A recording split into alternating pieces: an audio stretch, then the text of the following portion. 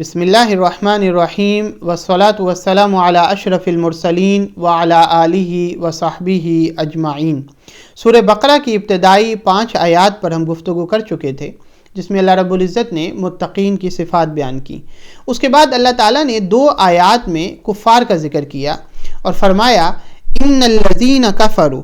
بے شک جنہوں نے کفر اختیار کیا، جنہوں نے کفر کو اپنا لیا، سواء علیہم، ان پر برابر ہے، اانذرتہم ام لم تنذرہم، آپ ان کو ڈرائیں یا نہ ڈرائیں، لا یؤمنون، وہ ایمان نہیں لے کر آئیں گے۔ اس کی کیا وجہ ہے؟ اس کو اللہ پاک نے اس سے اگلی آیت میں بیان فرمایا ختم اللہ علی قلوبہم، اللہ پاک نے ان کے دلوں پر، وعلی سمعہم، اور ان کے کانوں پر مہر لگا دی ہے، وعلی ابصارہم غشاوہ، اور ان کی آنکھوں پر پردہ پڑ گیا ہے، وَلَهُمْ عَذَابٌ عَظِيمٌ، اور ان کے لیے سخت عذاب ہے۔ اگر ہم ان آیات پر غور کریں تو اللہ تعالیٰ نے ان آیات کے اندر جن کفار کا ذکر کیا ہے وہ کون سے کفار ہیں؟ وہ خاص کفار تھے جن میں ابو لہب، ابو جہل، ولید بن مغیرہ جیسے کفار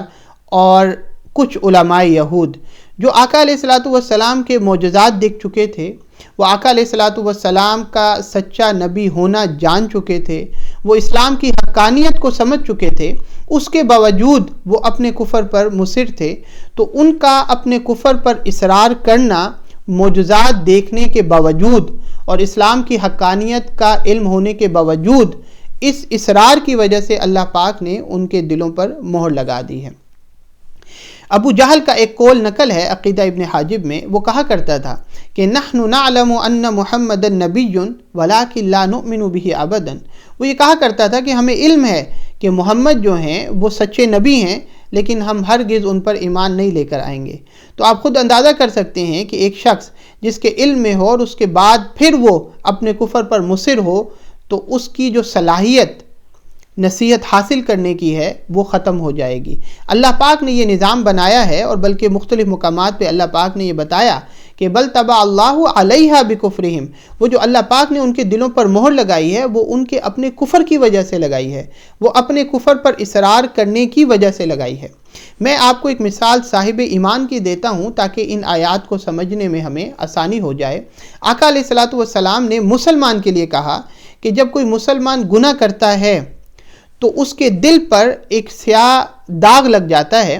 اور اگر پھر وہ اس گناہ سے توبہ کر لے، اس عمل کو چھوڑ دے، اللہ پاک سے استغفار کرے، تو وہ جو کالا داغ ہے وہ مٹ جاتا ہے۔ لیکن اگر وہ استغفار نہ کرے اور اس عمل کو نہ چھوڑے اور بلکہ کنٹینیو کرتا رہے، تو وہی جو داغ ہے وہ بڑھتا جاتا ہے، حتیٰ کہ وہ سارا دل اس کا سیاہ ہو جاتا ہے۔ اس کے بعد کیا ہوتا ہے؟ اس کے بعد پھر اس دل پر کسی بات کا اثر نہیں ہوتا۔ ہم اکثر اپنی زندگیوں میں ایسے لوگ بھی دیکھتے ہیں کہ جن کو قرآن کی آیات بھی بتائی جاتی ہیں، احادیث کا ذکر بھی ہوتا ہے، لیکن اس کے باوجود وہ اثر ان کا دل قبول نہیں کرتا۔ اس کی وجہ یہ ہوتی ہے کہ وہ جو اعمال کر رہے ہوتے ہیں اس سے وہ اللہ کے حضور استغفار نہیں کرتے، اس عمل کو چھوڑتے نہیں ہیں۔ اب آپ خود اندازہ کریں، یہ تو صاحب ایمان کی بات تھی، لیکن ایک شخص جو کافر ہو اور وہ آقا علیہ السلام کے معجزات بھی دیکھ چکا ہو، اس کو حضور کی حقانیت کا علم بھی ہو چکا ہو،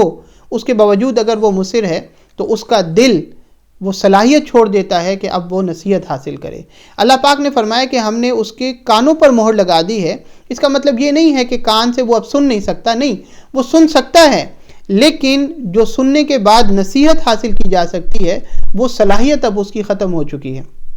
بلکہ قرآن پاک میں سورۃ المطففین میں اللہ پاک نے ارشاد فرمایا بل ران علی قلوبہم ما کانوا یکسبون، کہ وہ جو اعمال برے کرتے ہیں ان اعمال کے باعث ان کے دلوں پر زنگ لگ چکا ہے۔ اس پر ایک سوال کیا جاتا ہے کہ مسلمان اکثر اوقات یہ کہتے ہیں کہ جب اللہ تعالیٰ نے لکھ دیا ہے کہ ہم نے یہ کرنا ہے تو پھر اس میں ہمارا کیا قصور ہے؟ اللہ نے تو لکھ دیا تھا، ہم نے تو کرنا ہی کرنا تھا۔ جو تقدیر کا اکثر اوقات مسئلہ زیر بحث ہوتا ہے، یاد رکھیں کہ اللہ پاک نے اس میں کوئی شک نہیں ہے کہ اللہ پاک نے وہ سب کچھ لکھا ہوا ہے جو ہم نے کرنا ہے، لیکن جو اللہ نے لکھا ہے اس وجہ سے ہم یہ نہیں کرتے جو ہم کرتے ہیں، بلکہ جو ہم نے کرنا تھا وہ اللہ پاک نے لکھا ہے، کیونکہ اللہ کے تو علم میں تھا جو ہم نے کرنا ہے، اس وجہ سے اللہ پاک نے وہ لکھا ہوا ہے۔ اس کی مثال آپ یوں لے سکتے ہیں کہ اگر ایک کلاس کے اندر 30 بچے ہیں یا 40 بچے ہیں اور ان کا جو ٹیچر ہے وہ ان کو پورا سال پڑھاتا ہے،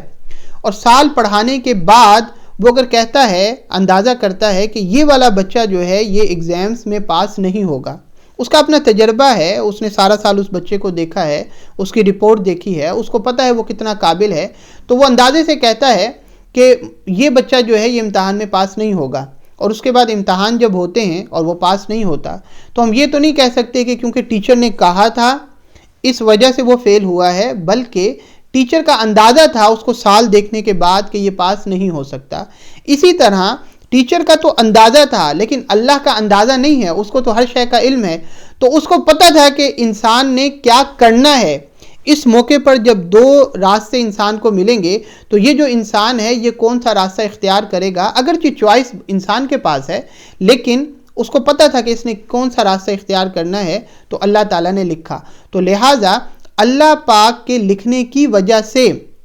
ہم مجبور نہیں ہیں کہ ہم نے یہ کرنا ہے، بلکہ جو ہم نے کرنا تھا وہ اللہ نے لکھا، بلکہ اللہ پاک نے تو یہاں تک فرما دیا کہ تم کوشش کرو، تم یہ کرو، تم یہ اچھے اعمال کرو، تو یمحو اللہ ما یشاء و یثبت، وہ تو مالک ہے، وہ چاہے تو لکھا ہوا مٹا بھی دیتا ہے اور جو مٹا ہوا ہے اس کو دوبارہ لکھ بھی دیتا ہے۔ تو ہم نے کیا کرنا ہے، ہم نے اچھے اعمال کرنے کی کوشش کرنی ہے، اللہ پاک سے استغفار کرتے رہنی ہے تاکہ اللہ پاک ہمارے لیے اگر برا کچھ لکھا ہوا ہے تو وہ مٹا کے ہمارے لیے اچھا لکھ دے، اور وہ بھی اس کے علم میں ہے کہ کیا کیا ہونا ہے، کب کیا مٹنا ہے اور کب دوبارہ لکھا جانا ہے۔ اللہ پاک ہمیں ان آیات کو سمجھنے کی توفیق عطا فرمائے۔ وآخر دعوانا ان الحمد للہ رب العالمین۔